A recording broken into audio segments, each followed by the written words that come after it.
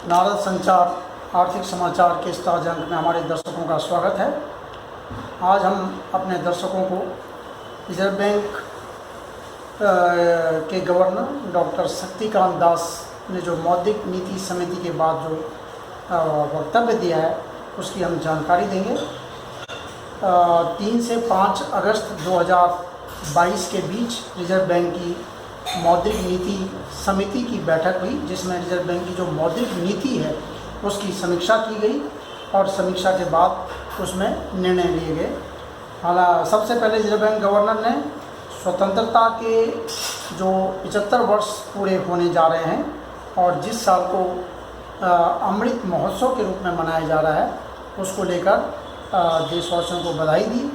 और उसके बाद उन्होंने कहा कि देश दुनिया के जो मौजूदा हालात हैं उसको देखते हुए जो मौद्रिक नीति समिति हैं, जिसमें रिजर्व बैंक के गवर्नर हैं, डिप्टी गवर्नर हैं और बाहर के आर्थिक बाहर से रिजर्व बैंक से बाहर के आर्थिक विशेषज्ञ उस समिति में शामिल हैं, तो वो सब बैठकर उन्होंने जो फैसला किया है तो उसमें जो मुख्य नीतिगत दर है जिसे हम रेपो दर कहते हैं उसको आधा प्रतिशत बढ़ाकर 5.40% कर दिया गया है, यानी आधा प्रतिशत की वृद्धि कर दी गई है। तो इससे जो पूरा बैंकिंग तंत्र है, जो बैंकिंग, ये एक तरह से बैंकिंग तंत्र की मूल दर है, इसके ऊपर सारी दरें फिर बढ़ती हैं। तो इससे पिछले जो जून में मौद्रिक नीति समिति की बैठक हुई थी उसमें भी आधा प्रतिशत की वृद्धि की गई थी, तब इसे बढ़ाकर 4.90% पर पहुंचा दिया गया था और फिर से आधा प्रतिशत बढ़ाकर 5.40% कर दिया है। तो इसका असर सीधे जो बैंकों की कर्ज की जो ब्याज दर है, जो बैंक आगे कर्ज देते हैं, व्यक्तिगत कर्ज हुआ और गाड़ियों के लिए, मकान के लिए जो भी कर्ज देते हैं उसमें सब पर इसका असर पड़ना स्वाभाविक है। और इसके साथ ही जो स्थायी जमा सुविधा है, जो बैंक अपनी अतिरिक्त नकदी अगर बैंकों के पास हो जाती है तो उसको रिजर्व बैंक के पास रखते हैं, उसको भी आधा प्रतिशत बढ़ाकर 5.10% कर दिया है। साथ ही सीमांत स्थायी सुविधा दर और बैंक दर उसे भी आधा प्रतिशत बढ़ाकर 5.65% पर कर दिया है। यानी बैंकों में ब्याज दरें बढ़ने का सिलसिला जो पीछे अप्रैल से शुरू हुआ था वो जारी है और आगे भी रिजर्व बैंक ने इस तरह का संकेत दिया है कि आगे भी ब्याज दरों में वृद्धि का क्रम बना रहेगा, क्योंकि जो समिति है उसने कहा कि जो उदार मौद्रिक नीति का जो हमारा रुख था उसमें हमने बदलाव किया है और उदार मौद्रिक नीति से बाहर निकलने की तरफ जो है उसका रुझान बना रहेगा। रिजर्व बैंक गवर्नर ने इस मौके पर अपने संबोधन में कहा कि वैश्विक अर्थव्यवस्था जो है उसको लगातार एक के बाद एक झटके लग रहे हैं और इसका मुद्रास्फीति पर लगातार दबाव बढ़ रहा है, वित्तीय स्थिति प्रभावित हो रही है और दूसरी तरफ इससे डॉलर मजबूत हो रहा है और जो आर्थिक वृद्धि की रफ्तार है पूरी दुनिया में, वो आर्थिक वृद्धि की रफ्तार जो है वो धीमी पड़ रही है। और जो विकासशील देश हैं, जो दुनिया की उभरती अर्थव्यवस्थाएं हैं, उनको ऐसे में जो है घरेलू मोर्चे पर और महंगाई, एक तरफ घरेलू आर्थिक वृद्धि और दूसरी तरफ जो महंगाई है, उनके बीच संतुलन को साधना पड़ रहा है। इसके साथ ही जो दुनिया में जो बाहर के देश हैं वहाँ के बैंक जो उनकी ब्याज दरें लगातार बढ़ा रहे हैं, मौद्रिक नीति को सख्त कर रहे हैं, उससे भी उसे निपटना पड़ रहा है। तो भारत पर भी इसका कहीं ना कहीं असर पड़ रहा है। हालांकि उन्होंने कहा है कि जो भारतीय अर्थव्यवस्था है वो घरेलू आर्थिक गतिविधियां जो है उसमें मजबूती बनी हुई है और जो जून में जिस तरह का रिजोल्यूशन एमपीसी ने जो रखा था उसी के अनुरूप आगे बढ़ रहे हैं। उपभोक्ता मूल्य सूचकांक पर आधारित जो मुद्रास्फीति है वो अप्रैल में 7.8% की ऊंचाई के बाद अब नीचे आ रही है। हालांकि अभी भी जो 6% का ऊपरी लक्ष्य है रिजर्व बैंक को जो दिया गया है उससे ऊपर बनी हुई है, लेकिन इसके आगे नीचे आने की उम्मीद की जा रही है। और जो आर्थिक गतिविधियां हैं वो लगातार उनमें व्यापकता आ रही है। आर्थिक गतिविधियां हर मोर्चे पर आगे बढ़ रही हैं, निवेश गतिविधियां बढ़ रही हैं, बैंक में जो ऋण वृद्धि है वो भी बढ़ रही है, मानसून की प्रगति भी अच्छी है और इससे ये उम्मीद की जा रही है कि जो खरीफ की बुआई है वो अच्छी होगी और ग्रामीण इससे जो ग्रामीण क्षेत्र हैं देश के उनमें मांग बढ़ेगी, मांग को समर्थन मिलेगा।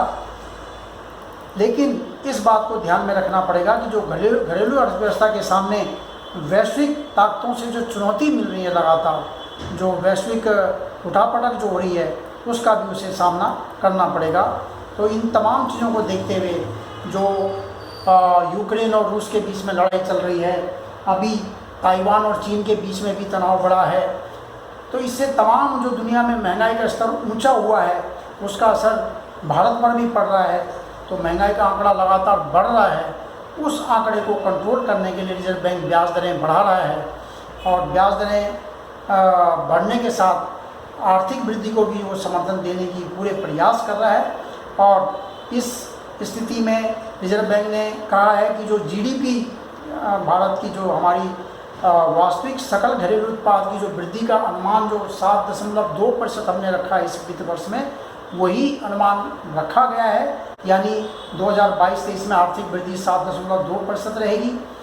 अप्रैल से जून की पहली तिमाही में इसके 16.2%, जुलाई से सितंबर की दूसरी तिमाही में 6.2%, अक्टूबर से दिसंबर की तीसरी तिमाही में 4.1% और अगले साल जनवरी से मार्च की चौथी तिमाही में 4% जीडीपी वृद्धि का अनुमान है। और कुल मिलाकर पूरे साल में इसका 7.2% रहने की उसकी उम्मीद है। अगले वित्त वर्ष की पहली तिमाही में उसने रिजर्व बैंक ने कहा कि 6.7% जीडीपी रहेगी। तो आर्थिक वृद्धि मतलब 7% से ऊपर रहेगी। और रिजर्व बैंक गवर्नर ने कहा कि आईएमएफ ने ये कहा है कि भारतीय अर्थव्यवस्था दुनिया की सबसे तेज़ी से बढ़ने वाली अर्थव्यवस्था बनी रहेगी। जहाँ तक महंगाई का सवाल है, गवर्नर ने कहा कि जो तमाम राजनीतिक घटनाक्रम देश दुनिया में हो रहे हैं उस पर ये काफ़ी कुछ निर्भर करता है। उपभोक्ता बाजार का जो गणित है उस पर निर्भर करता है। वैश्विक वित्तीय बाजारों में और दक्षिण पश्चिम मानसून की स्थिति पर यह निर्भर करती है कि महंगाई किस स्तर पर रहेगी। और इन तमाम बातों को देखते हुए चालू वित्त वर्ष में महंगाई जो औसत महंगाई पूरे साल की जो औसत है वो 6.7% रहने का अनुमान है। यानी ये फिर भी 6% से ऊपर रहेगी।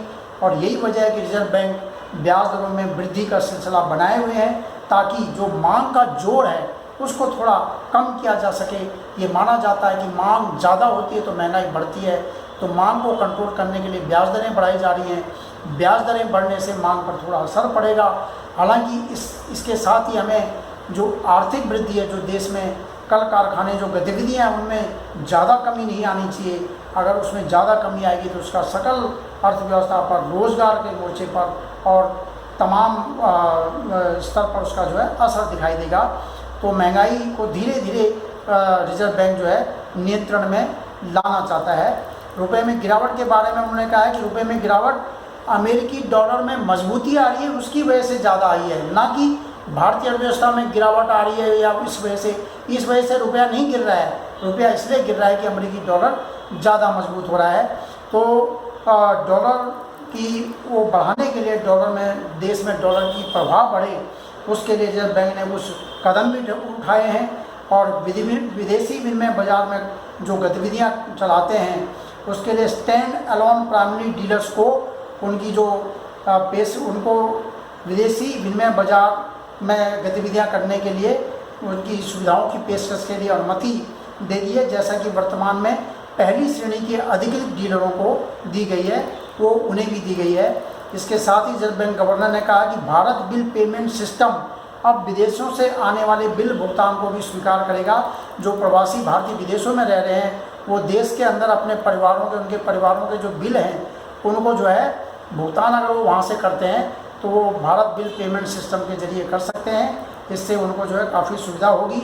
विभिन्न सेवाओं के लिए बिलों का भुगतान, शिक्षा कार्यों के लिए और अन्य भुगतान वो कर सकेंगे। इससे वरिष्ठ नागरिकों को काफ़ी लाभ होगा। तो फिलहाल इस एपिसोड में हम इतना ही बात करते हैं। अगले एपिसोड में फिर आपसे मुलाकात होगी। हमारे वीडियो को सब्सक्राइब कीजिए और लाइक कीजिए। नमस्कार।